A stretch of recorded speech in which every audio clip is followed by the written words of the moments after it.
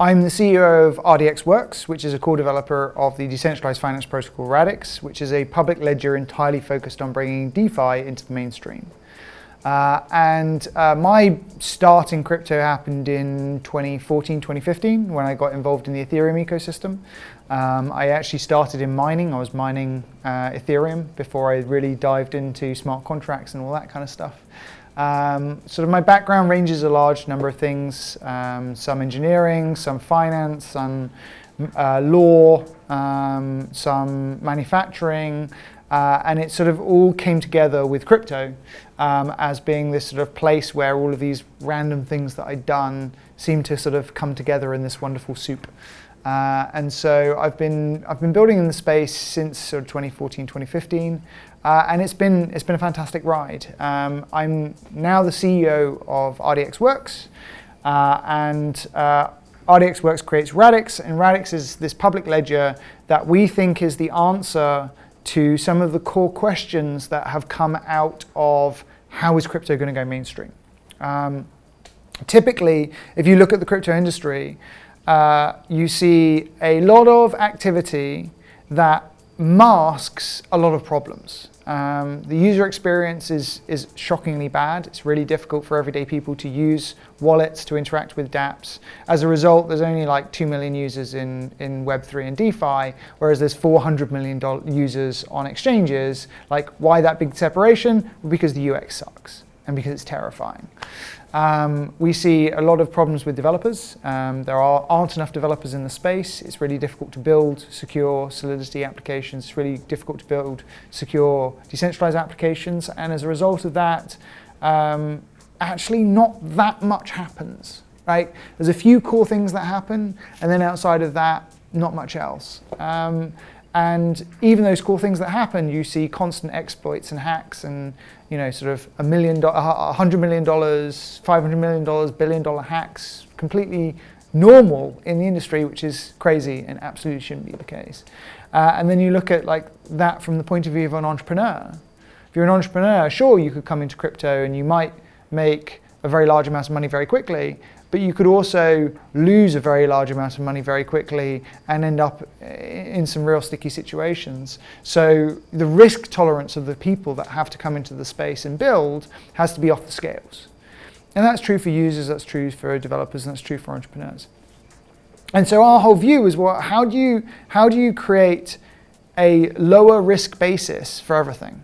How do you make it much easier and more intuitive for everyday people to come and use public ledgers? How do you make it much easier and more secure to build Web3 and DeFi applications? And how do you make it viable for entrepreneurs who are sensible people who want to do ambitious things to build in crypto and Web3?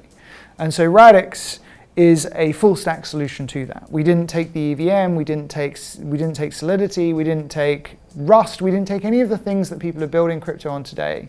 We started again from scratch and said, first principles, how do you make a system that is a decentralized ledger that adheres to the ideals of Web3 and DeFi, but that is fundamentally easier to use for all of the people that we care about and safer for all of the people we care about. And that's what the Radix stack is. And that launched in September of last year. And we're just now starting to see it stretch its legs. And we actually started it as a grassroots movement around the programming language. So we created this new programming language called Scripto, which is based on Rust. And we actually built it with our community over a 2-year period. And we interviewed a huge number of DeFi developers and Web3 developers and iterated towards something that would actually be super intuitive for everyday developers to be able to pick up and use and build Web3 and DeFi applications. And so over this 2-year period, we built up this sort of developer community that then started to build applications when the network went live. So when the network went live, we went live with about 20 applications in sort of across the DeFi space. You've got trading, DEXs, you've got lend, borrow, you've got NFT marketplaces, you've got NFT ecosystems, you've got, you know, meme coins, you've got these sort of like things like XRD domains, which is like ENS but for Radix, and sort of all sorts of interesting service providers that are coming out of the ecosystem as well. So that was great. That meant that the ecosystem was able to hit the ground running. We're currently at about $35 million of TVL and around 90,000 downloads of the Radix wallet. And we're sort of seeing our weekly active, monthly active users starting to tick up. And we're really starting to see some really interesting applications coming down the pipeline as well. So we have like a perpetual style DEX in the style of like GMX or something like that coming to Radix. We've got some really interesting builders that we've just started to talk to who are bringing sort of other innovations from the Ethereum space into Radix. And I think it's sort of, we've got that good starting base. The thing that I'm really excited about now is starting to layer on top some of these extra innovations. Like we just released our mobile version of the wallet that allows full mobile-to-mobile interactivity with Web3 applications and with Web3 websites, which creates a completely new user paradigm for people feeling completely confident in interacting with Web3 applications. And for us, that's now a huge opportunity. Like now you can start to think about how can you get all these users off things like Binance and Coinbase and get them into a Web3 ecosystem where they feel safe to be able to interact with Web3 directly, rather than having to go via something like these institutions to be able to interact with it indirectly. And then the other thing I'm really interested and excited about is identity. Identity has been a core principle for Radix for a very long time. We believe that the magic of blockchain and Web3 is digital assets and identity, not just digital assets, because identity is such an integral part of how you do business. It's such an integral part of how you interact with things in your everyday life. It's kind of a weird anomaly of how you deal with things in a completely decentralized way within the crypto space. And if we want crypto and Web3 and DeFi and OpenFi to start to eat into that $400 trillion global financial marketplace for assets, we have to start thinking about how you bring identity primitives into it. And so with Radix, again, we took this fundamental approach. We were like, how do you build identity primitives directly into the ledger, directly into the stack, so that you can bring them to bear with user applications that allow people to access the things that they're used to accessing in Web 2, but now with all of the power of Web 3. And that's what makes us so excited about IDOS as well, because IDOS gives us this opportunity to plug in to another ecosystem of identity creators and identity primitives and pull that into the Radix stack and allow people to interact with Radix applications using those identity primitives as well. Yeah, I think it's the element of user control. The difficulty that we have in moving towards identity solutions in crypto is that it's easy to do it the bad way and it's hard to do it the good way, right? It's easy to go, okay, we have this one centralized repository in which everything can be put, and we will have this centralized repository be the ultimate guardian and decider of who has access to what. When actually what you want is you want a way of people being able to own their identity, to be able to decide selectively who they reveal that identity to, and to only grant access for as long as is necessary for that identity to be used by the counterparty that they're interacting with. And so I think the IDOS approach to this of making sure that IDOS never has visibility over the credentials that are stored, that the users have the ability to delete those credentials, that they have the ability to selectively reveal those credentials, and do that in a way that is much more Web3 aligned or crypto aligned, I think is a really important step. And I think it's that openness and that flexibility that has made IDOS such an interesting platform for all of these different, sort of layer ones and layer twos to come in and all go together. Yes, this is the solution that we want to be part of, because in being part of it, we collectively make it stronger. But not only that, we're also promoting a system that adheres to this ideal of user control, decentralization, and encryption and privacy, which I think is so important. Ultimately, you only move if something, like generally speaking, when you look in sort of the Web 2 world, the thing that a new product has to be is it has to be a 10x. It can't be like 50% better. It has to be 10 times better. And when it comes to financials, there's the extra element of like trust and reliance. Like, how do I know that my money is safe? While the crypto narrative for everyday crypto people makes complete sense, I know it's safe because I control the control of the assets that I care about. They're underneath my control by very dint of them being in non-custodial wallets and non-custodial systems. That message is difficult for consumers to grasp. And so what we've got so far in crypto we've got the idealists. When I'm talking about direct crypto users, not exchange users. Exchange users are there for speculation predominantly, but crypto users who are using Web3 and DeFi natively are there because the idea of what is presented is something more interesting than what is actually elsewhere. So the idea is a 10x of the idea of the traditional banking system. And there are some people who buy into that. And that's how Bitcoin was created, and that's how Ethereum was created, and that's how all of these layer ones have been able to grow, is through the people who buy into the 10x of the ideal.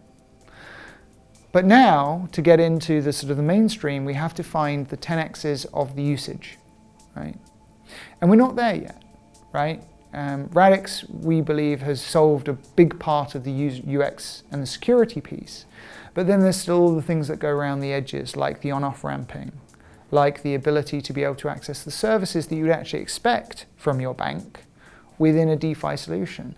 Like, all of those things still need to get to the point where they not only feel as safe as going with a neobank, but also that they give something that is completely unexpected from what they would get from their neobank. And when you're competing against things like Revolut, that's difficult, right? In Revolut, not only can I hold my money, I can spend using a card, and I can trade crypto. So what's the thing that can be brought? And I think that ultimately it's this idea of unbundling, right? So when I go to a bank, all of my services are bundled into one institution, and as a result, my services are limited to what that institution can provide.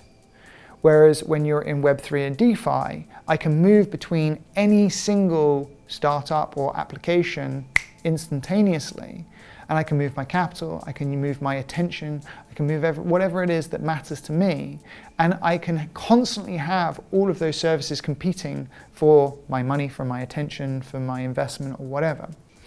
And ultimately, that's the thing that won with the internet.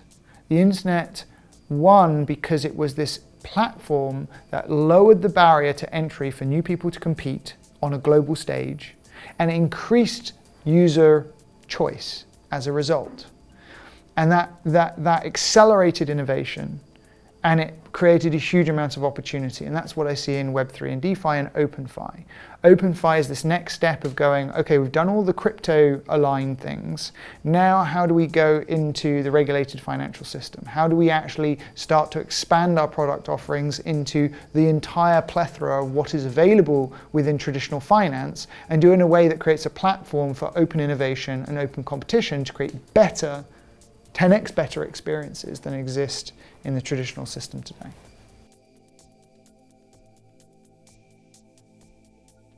I think that the hardest thing to get people to adopt Web3 is for them to understand why non-custodial is better. And I think if I could flick a switch and just make everyone in the world understand immediately why non-custodial is better, every other argument after that becomes a lot easier. Because as soon as you understand why you don't want your money in a bank, or why you don't want your money in a fund, or why you don't want your money in a savings institution, and instead you can remove the assumptions of trust that require you to go, I'm only going with the pensions institute that has been around for 100 years or 200 years, and instead go, well, I no longer need to worry about the concept of trust, because the trust is now removed from the point of view of someone can't do something to my money that I don't want them to, then everything else in terms of user adoption becomes infinitely easier. So if I had one wish, it would be that everyone in the world instantaneously understood the advantage of non-custodial finance. And as soon as that happens, I think traction and adoption is a much closer prospect than it is today.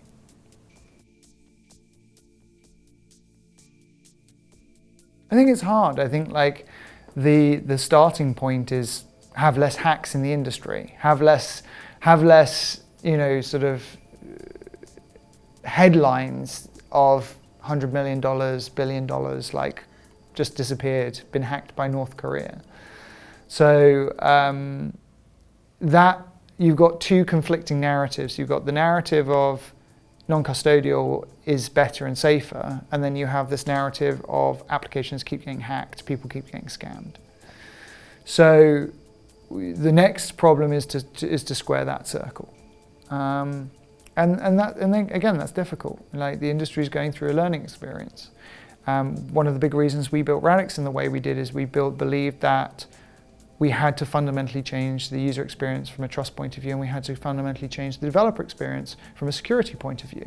Because without solving that, you will continue to have an industry that's kind of a joke to everyone outside of the crypto industry. So yeah.